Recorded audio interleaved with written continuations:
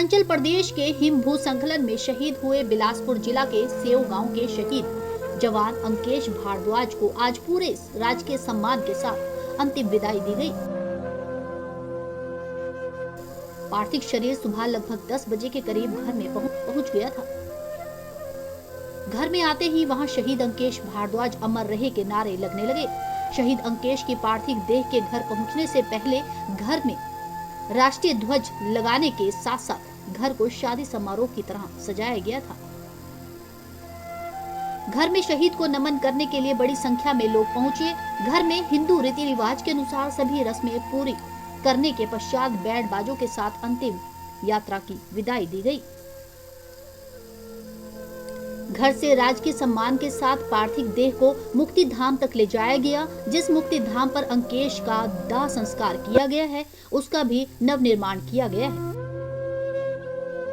और अंकेश भारद्वाज को ही पहली बार उस मुक्ति धाम में पहली चिता जलाई गई है। शहीद की वीर देह के सम्मान में सैकड़ों लोगों ने उन्हें नमन किया।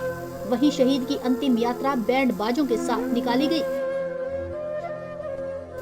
जिसके बाद राजकीय सम्मान के साथ शहीद के पार्थिव शरीर का संस्कार किया गया।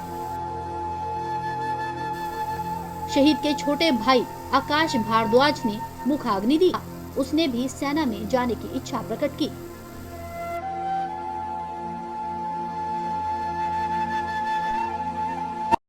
अगले 15 मिनट के लिए बिल्कुल शांति मेंटेन करके रखें। ये अपनी पेट्रोल लेके दूसरी पोस्ट के साथ लिंक करने जा रहे थे। 7 बच्चे थे। रात को ऊपर भारी हिमपात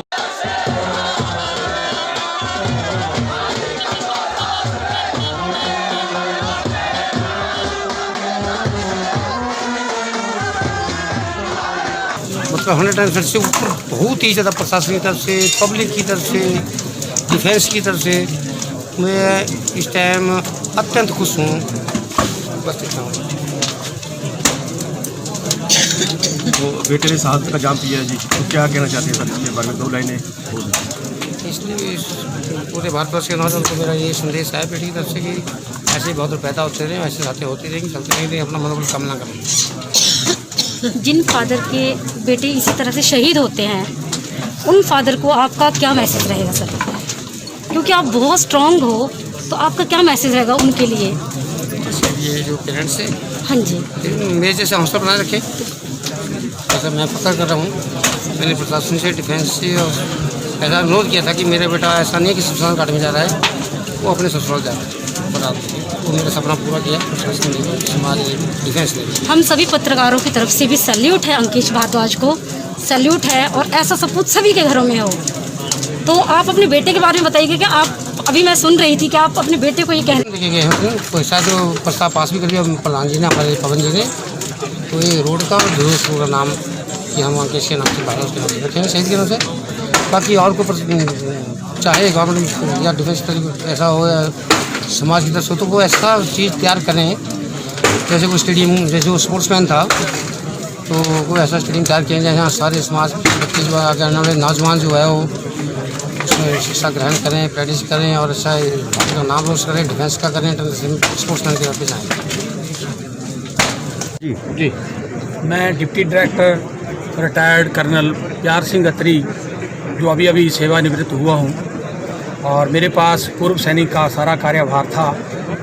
आज मुझे बड़े दुख से ये बात और गर्व से बात बतानी पड़ रही है कि हमारे राइफलमैन अंकुश, जो 19 जैक राइफल में सेवारत था, ये मैं भी जैकरिफ का हूँ और 19 जैकरिफ जो है आज के मौजूदा हालात में बहुत ही अहमियत वाली जगह में है। चाइना के साथ वो बॉर्डर लगता है और वहाँ पर जो है ये तकरीबन अरुणाचल का सबसे लास्ट कॉर्नर है जहाँ पर ये हादसा हुआ है। त्वांग जगह है वो। त्वांग से 40 किलोमीटर पर बटालियन हेडक्वार्टर है और वहाँ से आगे तकरीबन 15 से 20 किलोमीटर यूनिट जो लोकेशन बैठी होती है, वहाँ पे चाइना के साथ 1 to 1 बॉर्डर है और हमारी फ़ौज जो है वो पोस्टों को मेंटेन करती है वहाँ पे, बंकरों को। तो सुबह का जो रूटीन फ़ौज का है वो ये होता है कि फ़ौज सवेरे उठकर अपने बगल वाले पोस्टों के साथ जो है वो तालमेल करती है, जो रूटीन है, रोज़ाना वाला काम है। और ये बच्चे भी जो है सवेरे 6 बजे उठ के चाय पी के पोस्ट में एक आदमी रख के और बाकी बच्चों को बोल के दूसरी पोस्ट के साथ, बगल वाली पोस्ट के साथ लाइजन करने निकल गए। सवेरे का टाइम 6:30 से 7:30 बजे का फौज के लिए होता है कि वो टाइम ठंडा होता है और उस वक्त कोई हलचल नहीं होती है बर्फ़ के ऊपर। बट उस भगवान का क्या था, क्या उसने मान रखा था, जैसे ही ये चल रहे थे तो रात को ऊपर वाली पहाड़ी में बहुत बड़ा हिमपात हुआ होगा और सारे का सारा पहाड़ बदली हुआ और इनको वॉश करके नीचे नाले में ले गए, जो कि तकरीबन सुना जाता है, कल मैंने यूनिट से बात की थी, वो 3 से कम 2 से 3 किलोमीटर नीचे जो है वो दूसरी नाला है जहाँ पर ये बॉडियाँ पड़ी। इन बॉडियों को ढूंढने के लिए मैं मेहरबान हूँ पैरा रेजिमेंट का, और मैं शुक्रगुजार हूँ उस असम राइफल का जिन्होंने, असम पुलिस ने अपनी रेस्क्यू टीम लेकर जो है इसको 2 दिन या 2.5 दिन के बीच में बॉडी जो है वो ट्रेस कर दी। और इन्होंने उन बॉडियों को पुल किया, ऊपर खींचने के लिए 32 से 35 घंटे इनके खींचने के लिए लगे। फिर खुद भगवान की ऐसी रही कि आगे मौसम अरुणाचल का ख़राब हो गया और वहाँ पे जब अरुणाचल में मौसम ख़राब होता है तो वो 10 मीटर के ऊपर विजिबिलिटी नहीं रहती है। तो मैं बात कर रहा था, लेकिन वहाँ से इनको आने के लिए कोई साधन नहीं था। इनको अगर मौसम साफ होता तो ये 2 दिन के बीच में बॉडी पहुँच जाती। वहाँ से शेला टॉप